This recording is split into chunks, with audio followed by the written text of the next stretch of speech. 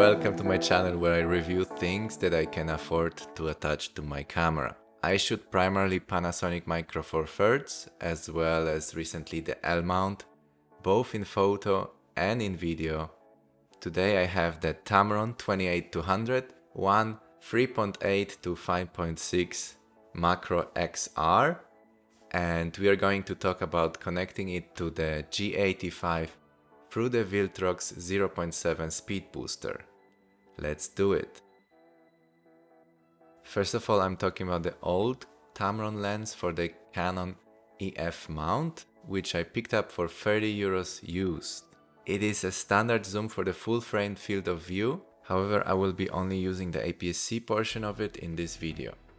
I bought it because I did not have a zoom in this focal range for my G85 and I love the bargain. It is not a spectacular lens, but I live with it.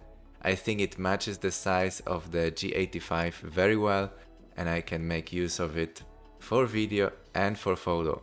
It covers quite a useful range for walking in the park and taking photos or for filming close-up shots at live events. The build quality. For being that old and that cheap, I do not have any expectations, so I am already positively surprised if it doesn't completely fall apart. The zoom ring works unpredictable with quite a lot of resistance while being loose at the same time. If you lean the camera downwards, the lens zooms out with the gravity. It has this mechanism to stop it, so you can lock it for transport. On the other hand, after all these years, the focus ring works very fine, and I think this is the more important one. So once you have set your desired focal length, this is a cool lens to use. It also has the autofocus switch. Which brings me to the compatibility. I am proud to announce that the single autofocus does work on the G85 with the Viltrox speed booster. So it is quite useful lens if you want to take some lazy pictures of semi-involving subjects, as the speed of the AF motor is just very relaxed. It reminds me of my old Canon 400D experience.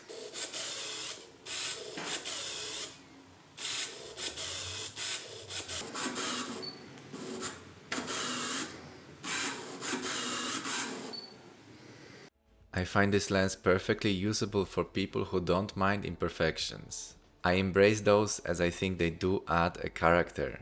The lens is not the sharpest. The general rule is that it is acceptable until 150mm and then it drops a lot. Perhaps you should also not make photos of brightly lit objects because of the insane chromatic aberration. However, I did just that and I love the somehow vintage result. It is not for commercial use, but it does work for me. I do find a big advantage of this kind of lens for video because it is often the problem that the perfect glass isolates you from sensing the picture. All in all, I find this lens great for the price. It is not a horrible one, it is a usable one, especially if you're on a tight budget. Let me know what you think in the comments and if you want to see how this lens does on the Lumix S5 full frame. And yes, if you like this video, please click the like and subscribe. See you soon.